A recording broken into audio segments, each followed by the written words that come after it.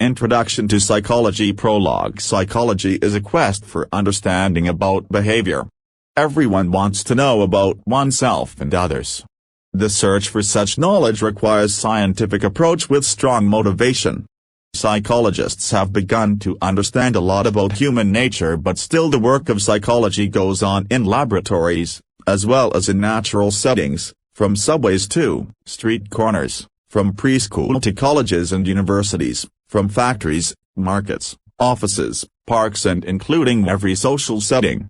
They study about how, what and why of human behavior.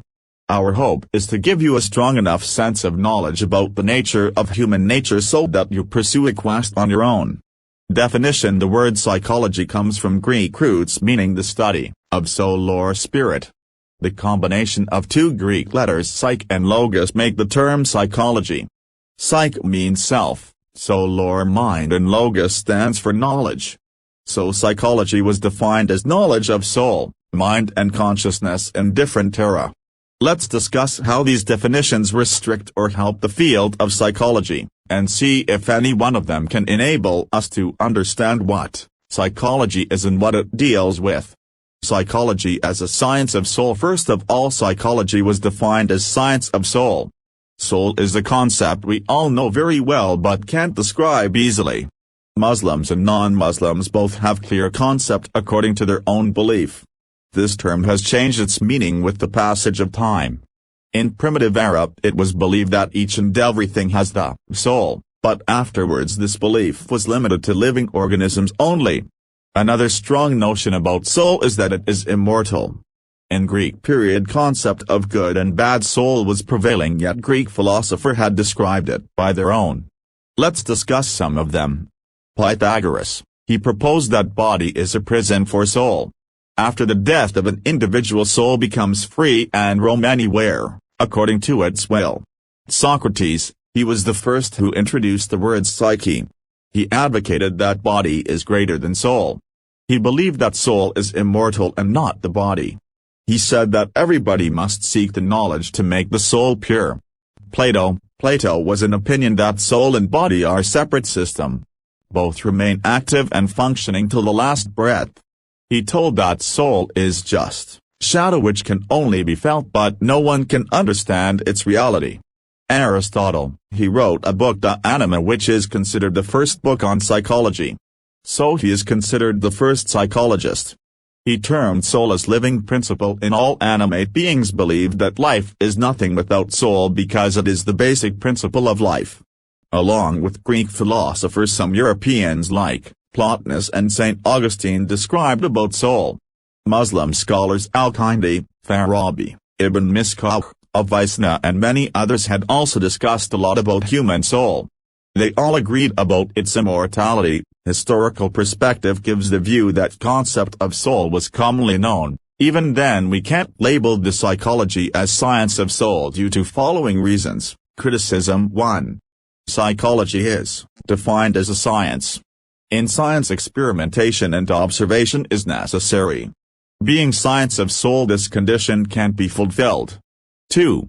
Soul is mystery, it can't be seen so can't be observed or verified. 3. Soul as a term implies certain theories of religion with regard to immortality and relationship to God. Psychologists do not oppose the religion, but they certainly want to keep this science free from religious impact and vague terminology. 4. This definition is non-scientific, non-observable, non-objective and having no physical entity. In short, science observes facts, and soul is not open for observation or experimentation. So the definition of psychology as science of soul is rejected. Psychology as a science of mind. Greek philosophers named psychology as a science of mind. Mind is defined as feelings, sentiments, sensation, conscious and unconscious functions. Greek philosophers used the term of soul and mind unanimously. Plato was the person who introduced this term for the first time. Aristotle proposed mind as the function of body and mental process are affected due to environmental factors. John Locke declared that soul is religious concept and mind is psychological concept. He presented the notion known as tabula rasa, that means mind is absolutely blank sheet at the time of birth. Environmental experiences make prints on it. When individuals analyze and organize these prints, the effect is sensation and feelings about that particular event, situation or person. In 19th century psychology was emerging as a separate discipline. It was defined as the science of mental processes. When Wundt established the first laboratory and evolved structuralism as a school of thought, he defined psychology as science of mind. Actually, Wundt and Titchener both were trying to study the mental process. There are two types of mental processes, cognition and affect. Perception, beliefs, thoughts and ideas are included in cognitive mental processes. It also includes activities such as perceiving, thinking, understanding and remembering. Affect refers to mental processes involving one's feelings, mood or emotional state. Aspects, cognition, conation, behavior, and affect are the three aspects of mental processes. Actually, it is the subject matter of psychology. That means psychology is the science of A, B, C. Affect, behavior and cognition. 2. Understand someone at any given time or to predict what one will do next, we have to understand what he or she is feeling, A, doing, B, and thinking, C. Mind is comprised of consciousness, subconsciousness, and unconsciousness. Mind or mental processes have following characteristics. 1. Complete unit. Mind is a complete unit. It does not work as different or separate faculties, such as memory, imagination or thinking. We analyze them separately just for our study purpose, yet mind itself is a complete unit. 2. Non-matter. Mind is not made of flesh or other matter like brain. Although it is connected with brain, yet we can never touch it. 3. Active. Mind remains active without any gap. 4. Continuity. There is constant flow of mental processes. Mind is compared to a continuously flowing stream, yet its past, present and futures are connected to a complete whole. 5. Subjective. Mental processes are subjective and very personal. No other person can directly observe or judge them. After having all this discussion, if we replace the term of mind with mental processes, then this definition can become quite reasonable. Even then it has to face some criticism. Criticism 1. Mind or mental processes are untouchable and can't be seen or observed, so experimentation will become impossible or difficult. 2. We can be aware of our mental activities and not of others. Dependency on this definition will make our knowledge limited and subjective. 3. Animals, kids and mental patients can't observe their own mental processes. 4. Due to the flow of mental processes it becomes quite difficult to study them, as they are continuously changing. So this definition is also not fully acceptable. Let's discuss the next one. Psychology as a science of consciousness. Psychology was also defined as science of consciousness. What is meant by consciousness? The present momentary awareness is called as consciousness.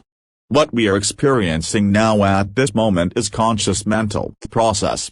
Those experiences about which we are fully aware and don't need to recall are included in field, span of consciousness. John Dewey, an American psychologist, defined it as science of consciousness. He suggested that consciousness is purposeful and everyone can analyze its conscious experiences. W. James, he defined psychology as a science of consciousness. He was in a view that mind is flexible and fluid, and characterized by constant change and adaptation in response to a flow of information. He called this flow a stream of consciousness. W. James distinguished between focal consciousness as its center and marginal consciousness as its boundary. Attributes of consciousness by W. James. 1. It is personal. All consciousness includes an element of self-consciousness. Thought don't exist independently of the person having them. 2. It is constantly changing, as implied by the stream metaphor. No two states of consciousness are even quite the same. Once a state has disappeared there will be another one identical to it. 3. It is sensitive continuous, Our perception of consciousness is that it is one continuous stream of thoughts. The stream may be temporarily interrupted, as in sleep, but upon awakening, the sleeper immediately re-enters the stream. 4. It is elective. Out of the massive sensory information available to it, it selects some for closer attention. 5. It is active. Rather than a passive collection of associated elements, it is goal-directed and purposive. This definition of psychology is also unacceptable and unsatisfactory. Critics pointed out the following flaws. Criticism 1. Consciousness is a term which can easily be understood and difficult to make others understand. 2.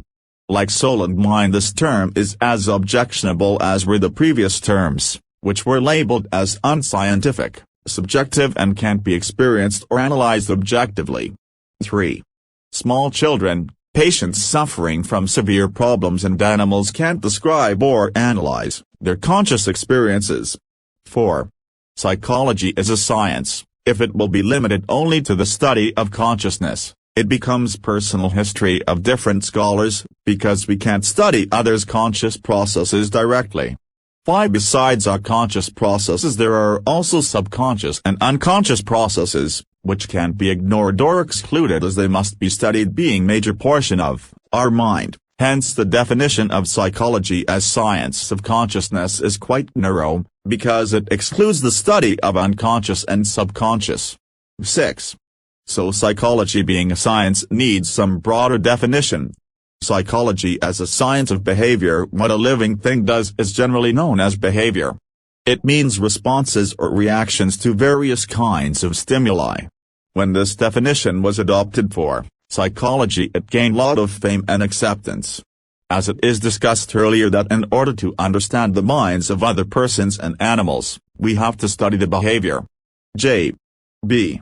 Watson claimed that psychology is a study of behavior, that is what organisms do, their action, reaction and responses. The behavior of organism is observable and can be measured. He not only propagated this concept, but also criticized the concepts like soul, mind and consciousness. He declared that anything which can't be experimented must be thrown out of psychology. Pillsbury was the first person who used this term for psychology. W.McDougall also adopted this definition for psychology. Thorndike, who conducted many experiments on animals and introduced trial and error method for learning, is known as behaviorist psychologist. Pavlov and Skinner introduced the laws of conditioning while experimenting on animals. With these rules, human behavior can also be explained and controlled. According to Watson, individual learns from his environment. He conducted successful experiments on small children and animals, and explained the stimulus-response (SR) formula. Stimulus is studied as it elicits behavior, rewards and punishment maintain the responses, but SR is not concerned with what goes on inside the organism. So it was criticized and amended as SOR. Organism was included with stimulus and response. Behaviorists conducted a lot of experiments and became dominated during first half of 20th century. Psychology has benefited from this definition. Experimentation on behavior made the prediction easy. But it is not enough to study the behavior only. To cover the complete area of psychology, this definition needs some addition. Criticism 1. Watson stressed on obvious behavior. He did not realize the importance of mental processes. 2. Behavior seems just a mechanical response without mental process. 3. Watson discarded the concepts of conscious, subconscious and unconscious. 4. Humanistic psychologists give a lot of importance to intrinsic motivation, but behaviorists have no room for it.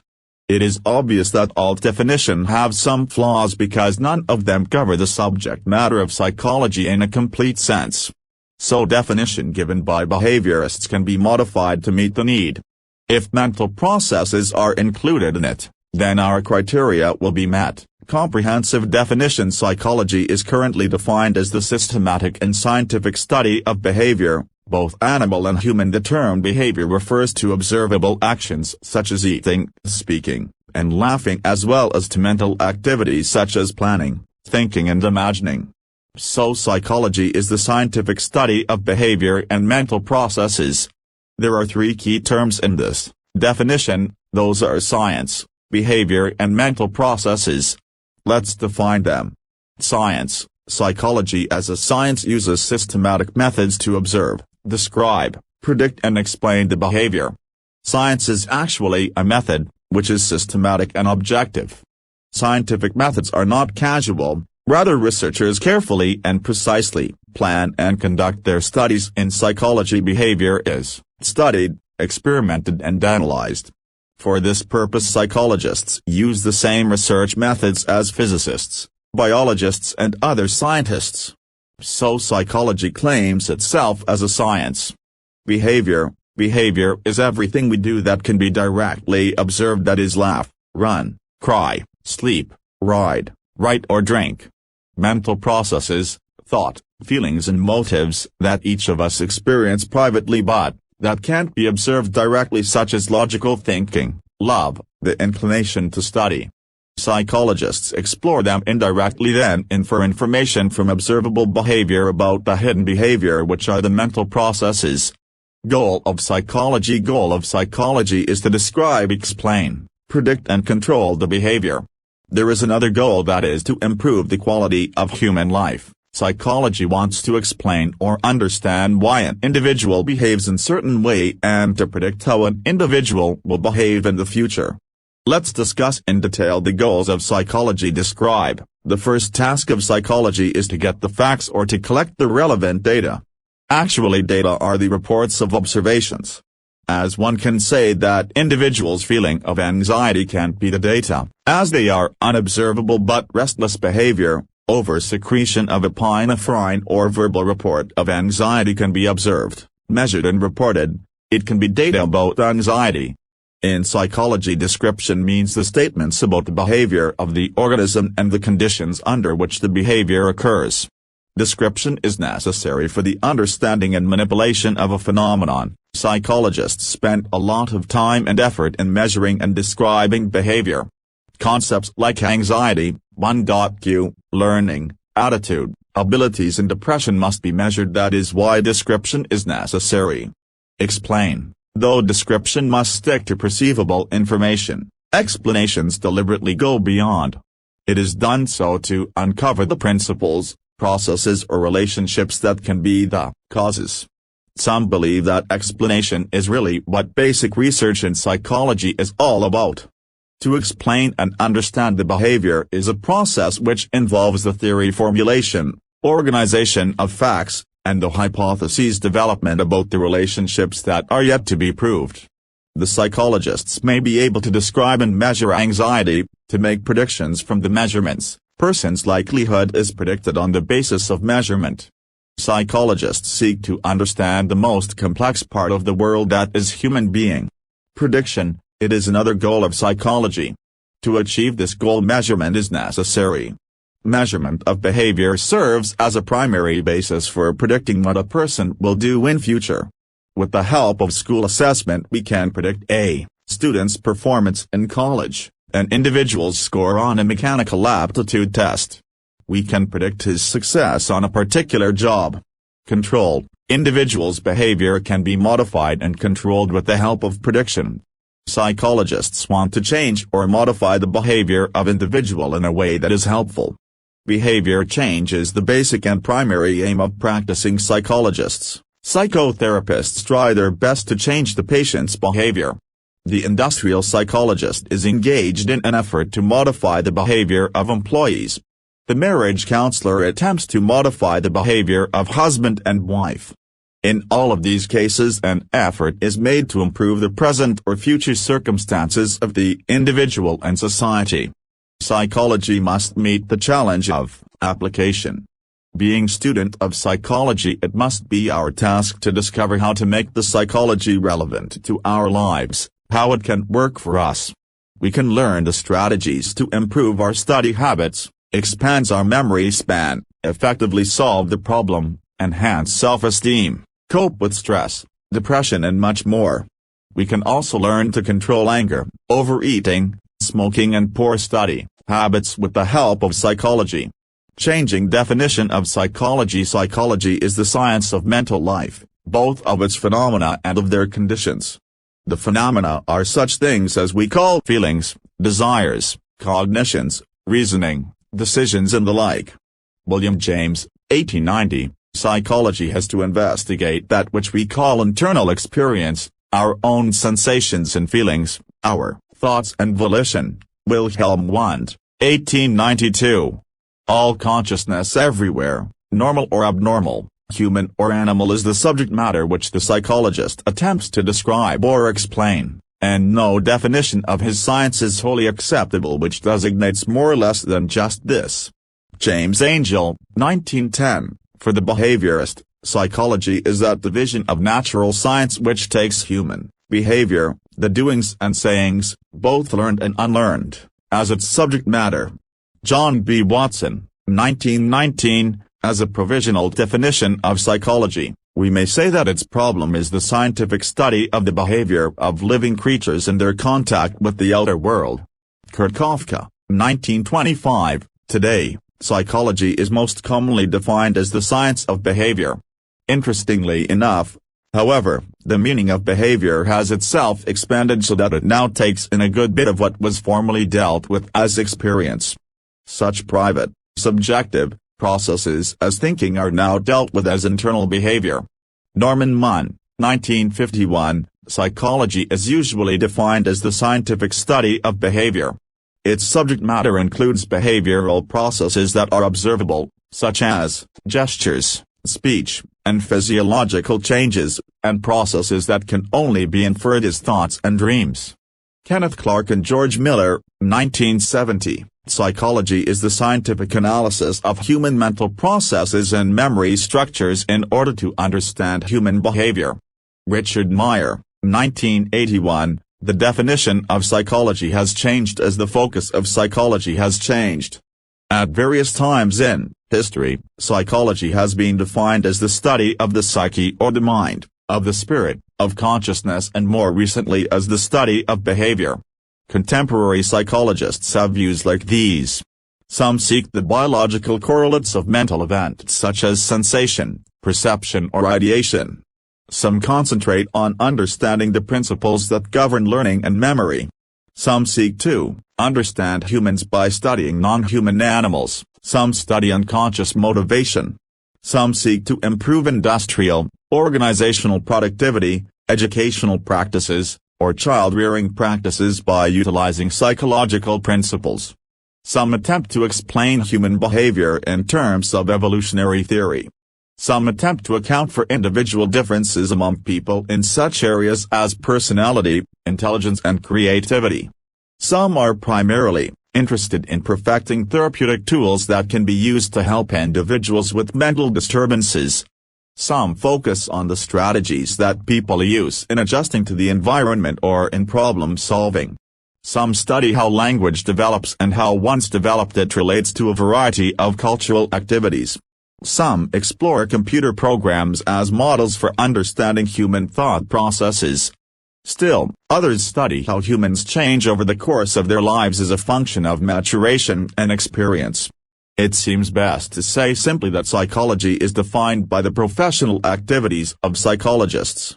These activities are characterized by a rich diversity of methods, topics